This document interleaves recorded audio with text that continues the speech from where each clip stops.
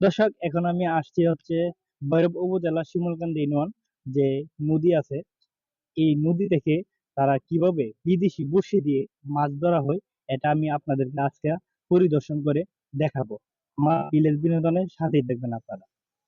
ওনাকে জিজ্ঞাসা করব যে উনি মাছ ধরতে পারছে কিনা, এবং বড়শিগুলো দেশি না বিদেশি না জাপান থেকে আনা। ঠিক আছে, আমি এগুলো জিজ্ঞাসা করবো এখন।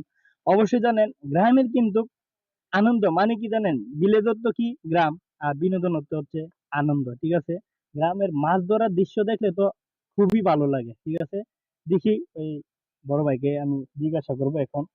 তো বড় ভাই, এই যে দেখেন বড়শি, অনেক দূরে মনে হয় ডিলা দিবে।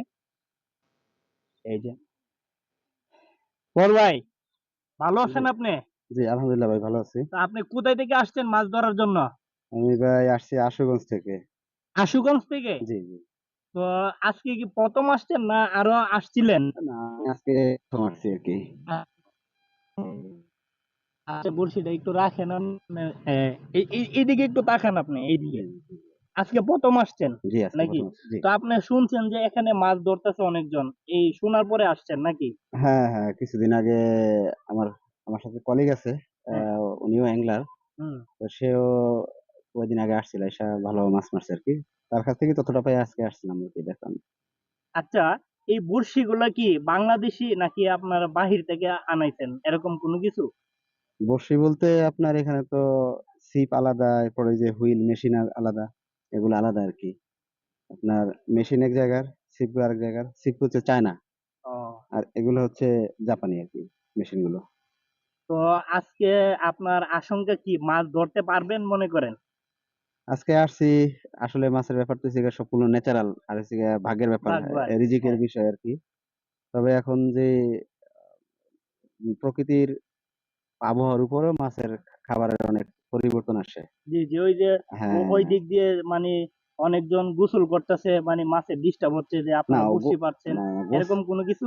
না না, গোসলের ফ্যাক্টর না। আপনার আবহাওয়া হচ্ছে দেখা যাচ্ছে নিম্নচাপ হইলে খায় না, অমাবস্যা পূর্ণিমা হইলে খায় না। Incoming voice বুঝতে call পারছি। প্লাস from হচ্ছে জোয়ার ভাটার একটা ফ্যাক্টর আছে। +8400 মাত্র ভাটা লাগছে আর কি, এখন 731-706 on মাছে Sim কম Sim খাবে। 2.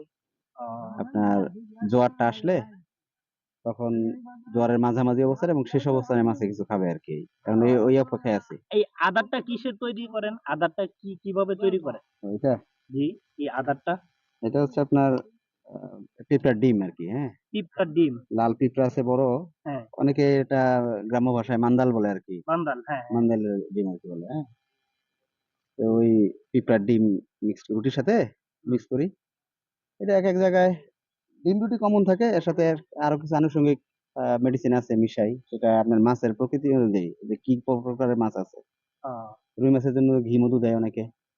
এই যাই হোক, অনেক ভালো লাগলো আপনার সাথে কথা বলে।